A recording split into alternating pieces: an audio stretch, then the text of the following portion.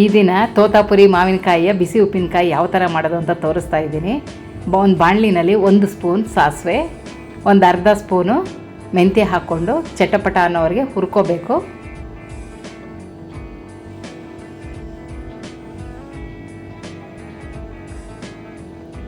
ಆಮೇಲೆ ಒಂದು 8-10 ಬ್ಯಾಡಗಿ ಮೆಣಸಿನ್ಕಾಯನ್ನು ಹುರ್ಕೋಬೇಕು. ಹುರಿದ ಸಾಸಿವೆ, ಮೆಂತ್ಯ ಮತ್ತು ಬ್ಯಾಡಗಿ ಮೆಣಸಿನ್ಕಾಯಿನ ಹಾಕ್ಕೊಂಡು ತರಿಯಾಗಿ ಮಿಕ್ಸಿ ಮಾಡ್ಕೋಬೇಕು. ಮಿಕ್ಸಿ ಮಾಡ್ಕೊಂಡಾದಮೇಲೆ ಒಂದು ಬಾಣಲಿನಲ್ಲಿ ಒಂದು 5-6 ಸ್ಪೂನಷ್ಟು ಎಣ್ಣೆ ಹಾಕ್ಕೋಬೇಕು. ಇದನ್ನ ಜಾಸ್ತಿ ಬೇಕಾದರೂ ಹಾಕ್ಕೋಬೋದು.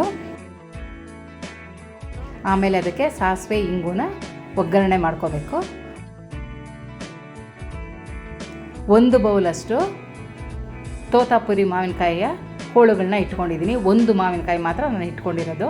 ಅದನ್ನು ಹಾಕ್ಕೊಂಡು ಹುರ್ಕೋಬೇಕು. ಅದ್ರ ಜೊತೆ ಸ್ವಲ್ಪ ಅರಿಶಿನ ಸೇರಿಸ್ಕೋಬೇಕು. ಒಂದು 1/4 ಸ್ಪೂನಷ್ಟಾದರೆ ಸಾಕಾಗತ್ತೆ. ಅರ್ಧದಿಂದ 3/4 ಲೋಟದಷ್ಟು ನೀರನ್ನು ಹಾಕಬೇಕು. ಇದು ಹೋಳುಗಳು ಮುಳುಗೋವಷ್ಟು ಇರಬೇಕು. ಆಮೇಲೆ ಚೆನ್ನಾಗಿ ಕೈ ಆಡಿಸ್ಬೇಕು. ಕೈ ಆಡಿಸ್ಬಿಟ್ಟು ಮೇಲೆ ಲಿಡ್ನ ಮುಚ್ಚಬೇಕು.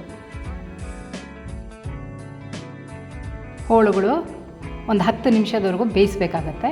ಬೆಂದಾದಮೇಲೆ ಅದನ್ನು ಸ್ಪೂನಿಂದ ತೆಗೆದು ನೋಡಬೇಕು. ಅದು ಬೆಂದಿರೋದು ಗೊತ್ತಾಗತ್ತೆ. ಅದಕ್ಕೆ ಉಪ್ಪು, ರುಚಿಗೆ ತಕ್ಕಷ್ಟು ಉಪ್ಪನ್ನು ಹಾಕ್ಕೋಬೇಕು. ಉಪ್ಪು ಹಾಕ್ಬಿಟ್ಟು ಕಲಿಸ್ಬೇಕು. ಆಮೇಲೆ ಮಿಕ್ಸಿ ಮಾಡಿದಂತಹ ಪುಡಿಯನ್ನು ಸೇರಿಸ್ಬೇಕು. ಚೆನ್ನಾಗಿ ಕಲಿಸ್ಬೇಕು. ಎಲ್ಲ ಹೋಳುಗಳು ಹೊಂದಿಕೊಳ್ಳೋ ಹಾಗೆ ಸೇರಿಸ್ಬಿಟ್ಟು ಚೆನ್ನಾಗಿ ಕಲಿಸ್ಬೇಕು.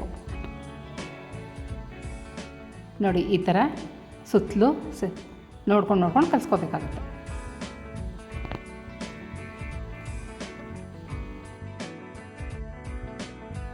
ರುಚಿಗೆ ತಕ್ಕಷ್ಟು ಬೆಲ್ಲ ಹಾಕಬೇಕು.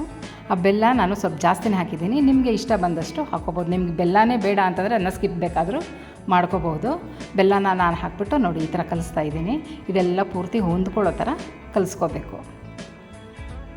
ಕಲಿಸಾದ್ಮೇಲೆ ಲಿಡ್ಡನ್ನ ಮುಚ್ಚಬೇಕು.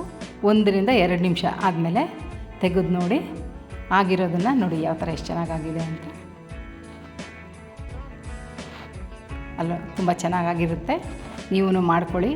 ಮಾಡಿಕೊಂಡು ಟ್ರೈ ಮಾಡಿ ನಿಮ್ಮ ಅನಿಸಿಕೆನ ತಿಳಿಸಿ.